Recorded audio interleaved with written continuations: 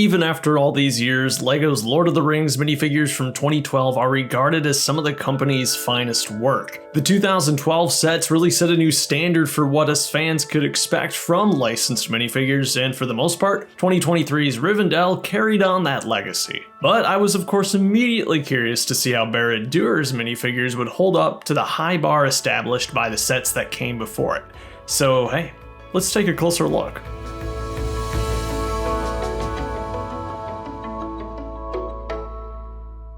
When it comes to Barad-dûr's minifigures, Frodo and Sam are the least noteworthy of the bunch. They've remained largely unchanged since their appearance in last year's Rivendell set. LEGO unfortunately opted to omit the capes this time around, which is definitely a pity. However, they've done their best to make up for that by including the duo's orcish disguises with brand new helmets. These are quite spectacular, and better yet, come in an 8-pack of helmets which has a total of 4 unique designs. The amount of variety is great and will go a long way in spicing up your orc army. And while I would hardly consider it an army, there's a good deal of orcs included in this set. You get 4 generic ones and then Gothmog himself, appearing for the first time as a LEGO minifigure. LEGO is no stranger to doing orcs, and they appeared in all manner of Lord of the Rings and Hobbit sets back in 2012 and 2013. There's the dark tan Mordor orcs, found primarily in the Orc Forge, the medium nougat Gundabad orcs, which appeared in a variety of Hobbit sets throughout 2013, and then olive green Moria orcs from the Mines of Moria. Generic as they were, LEGO still poured an exceptional amount of detail into these early orcs, and luxuries like leg printing weren't uncommon to find. Even so, I can pretty confidently say that Barad-dûr's orcs are even better yet. Each of the 4 warriors includes a new torso print, double-sided head, and great accessories like the helmets that we mentioned earlier, but also new printed shields, 3 of which are included in this set. The orcs share some features, but there's still more than enough differences to make each unique. The olive green orcs make good use of a recolored griphook goblin hairpiece from Harry Potter. While Gothmog likely would have benefited from a new specialized helmet hairpiece to capture his memorable head features, the faceprint goes a long way in giving us a recognizable character. His torso is reused from one of the other orcs, but it's covered by a lovely printed chest plate anyway. It's pretty awesome to finally have this iconic villain in LEGO form. One of the most interesting comparisons we're going to make today though is that of Gollum. It turns out that in the first era of Lord of the Rings, LEGO made 2 versions of this figure, one for the classic trilogy and then one with a different faceprint for the Hobbit. Gollum has been reworked from the ground up for Barad-dûr with a new body mold and prints, and they are significantly different. The 2024 version tries to keep Gollum in line with more traditional LEGO minifigure stylings, circle eyes and no nose. With these changes though, I feel that the essence of Gollum is lost. Gollum's eyes are kind of everything about this character, and too many compromises were made with this newer version. He's just nowhere near as recognizable as his earlier counterparts. Even the body itself feels a bit too rounded. The arms surprisingly don't bother me as much as I thought they would, but of course the unique ones from 2012 are also superior. This is probably the only figure in the set that I find is not an improvement. I'm curious to hear what you think of the new version of Gollum though.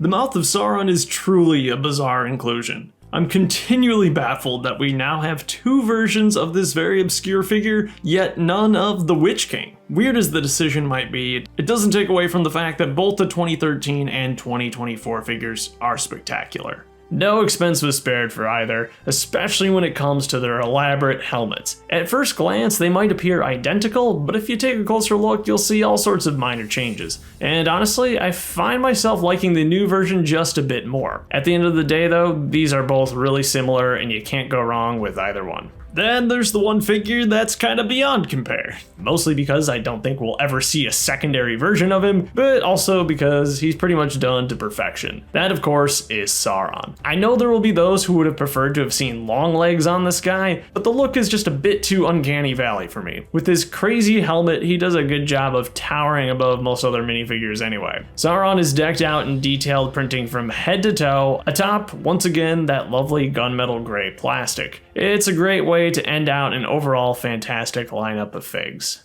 And if I'm to make one last comparison, I'd say that Barad-dûr has more consistent wins with its figures than Rivendell had. There's less of them for sure, but LEGO was definitely taking notes, giving each more accessories, printing, and all around having a level of detail that feels more on par with the 2012 sets. But please, LEGO, seriously, give us the Witch King and Eowyn. I suppose there's a few other iconic characters we're missing yet too, like Denethor and Faramir. Maybe they really are setting themselves up for a proper Minas Tirith set. What Lord of the Rings minifigures would you like to see though in the future? Let's talk about it in the comments. Have yourself a great life, and I'll see you later.